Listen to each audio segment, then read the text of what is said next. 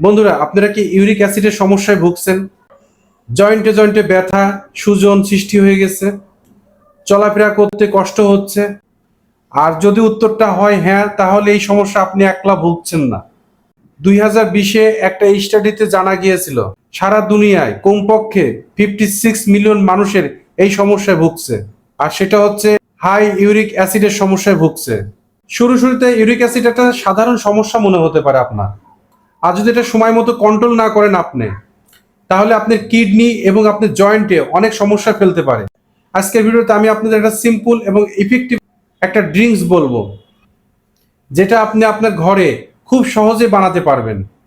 আর প্রতিদিন যদি আপনি 1 কাপ এটা গ্রহণ করে থাকেন, তাহলে ইউরিক অ্যাসিড ন্যাচারালি এটা একবারেই কন্ট্রোলে চলে আসবে। প্রথমে আমাদের একটু জানা উচিত আসলে ইউরিক অ্যাসিডটা কি জিনিস, ইউরিক অ্যাসিডের প্রবলেমটা হয় কেন, আর এটা বডির উপরে কি প্রভাব ফেলে থাকে। বন্ধুরা, ইউরিক অ্যাসিড হচ্ছে একটা ন্যাচারালি ওয়েস্ট প্রোডাক্ট হয়ে থাকে। এটা তখনই তৈরি হয় যখন আমরা রেড মিট, সি ফুড এর সাথে চিনি জাতীয় খাবার বেশি খাই। এইসব খাবারে পিউরিন নামে একটা পদার্থ থাকে, আর যেটা বডিতে ইউরিক অ্যাসিডের মাত্রা বাড়িয়ে দেয়। নর্মালি কিডনি ইউরিক অ্যাসিডকে ব্লাড থেকে ফিল্টার করে, এরপরে ইউরিনের সাথে বের করে দেয়। কিন্তু যখন আমাদের বডিতে পিউরিনের মাত্রা অনেক বেশি হয়ে যায়, আর তখন আমাদের কিডনি সঠিকভাবে কাজ করতে পারে না, আর তখনই ইউরিক অ্যাসিড আমাদের ব্লাডে জমা হতে শুরু করে, আর তখনই বেড়ে যায়। আর এর কারণে আমাদের হাঁটুতে ব্যথা, জয়েন্টে ব্যথা, সুজন মানে ফোলাটা বেড়ে যায়। আর বিশেষ করে আপনার হাঁটু, আপনার টাকনু, এর সাথে পায়ের আঙ্গুলগুলো সবচেয়ে বেশি ইফেক্টেড হয়ে থাকে। আর এই সময় গাউটের সমস্যাও দেখা যায়, আর যার ফলে আপনার শরীরে অনেক বেশি ব্যথা ফিল করেন। আর ইউরিক অ্যাসিডের যে ক্রিস্টালগুলো, এগুলো আপনার জয়েন্টের মধ্যে জমা হতে শুরু করে। আর ইউরিক অ্যাসিডকে কমানোর জন্য অনেক রকমের ওষুধ মানুষ ব্যবহার করে থাকে, কিন্তু এটাকে আপনাদের জানা আছে এই সমস্যা ন্যাচারাল ভাবেও কম করা যায়। আপনাদের শুধু একটা সিম্পল ঘরের ড্রিঙ্কস ন্যাচারাল ভাবে বানিয়ে আপনাদের খেতে হবে। তা চলুন জেনে নিই কোন কোন জিনিস দিয়ে আমরা এই ড্রিঙ্কসটা বানাবো। এরপরে জানবো এটা বানানোর উপায় এবং কত ডোজ এটাকে ব্যবহার করতে হবে সেটাও জেনে নেব।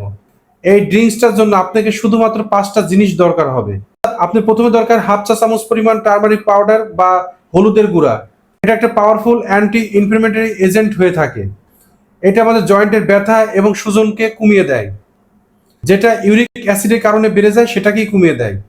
দ্বিতীয় যেটা দরকার হবে 1 চা চামচ পরিমাণ ধনিয়ার বীজ। এটা একটা ন্যাচারাল ডায়োরেটিক হয়ে থাকে, যেটা ইউরিক অ্যাসিডকে ন্যাচারাল ভাবে ফ্লাশ করে বের করে দেয়। এটা আপনার কিডনির ফাংশনকে সাপোর্ট করে থাকে। এর মানে আপনার ইউরিক অ্যাসিড বডি থেকে ফিল্টার আউট হয়ে যায়। এরপর যেটা দরকার সেটা হচ্ছে হাফ চা চামচ পরিমাণ জিরা।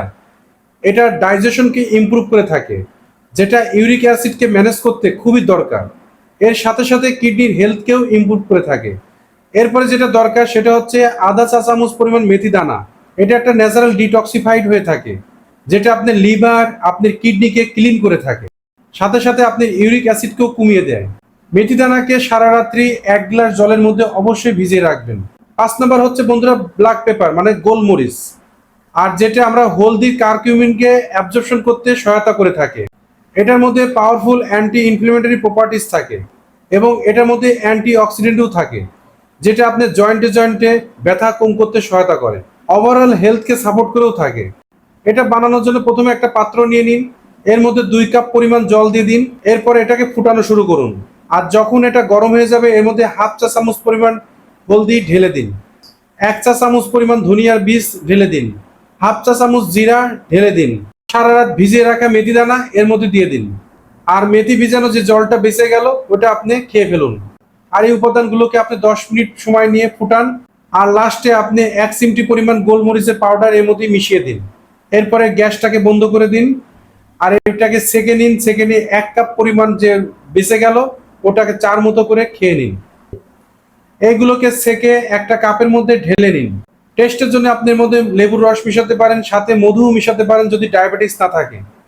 এই চাটি বা ড্রিঙ্কসটি আপনি প্রতিদিন সকালবেলা খালি পেটে পান করতে হবে। আর যদি প্রতিদিন আপনি এটা ব্যবহার করতে শুরু করেন, তাহলে কিছুদিনের মধ্যে আপনি এর উপকারিতা নিজের চোখে দেখতে পারবেন। আর এই রেমেডিটা অবশ্যই আপনি একটানা 4 থেকে 6 সপ্তাহ করতে পারবেন কন্টিনিউ। আর যদি এরপরেও আপনার দরকার হয় তাহলে 6 সপ্তাহ পর্যন্ত কন্টিনিউ করতে পারবেন। তারপরে আপনাকে আবার 10 দিন গ্যাপ দিতে হবে, তারপরে আবার নতুন করে শুরু করতে পারেন। বন্ধুরা, এই রেমিডিস যখন আপনি শুরু করবেন তখন অবশ্যই জল খাওয়ার মাত্রা একটু বাড়িয়ে দিবেন।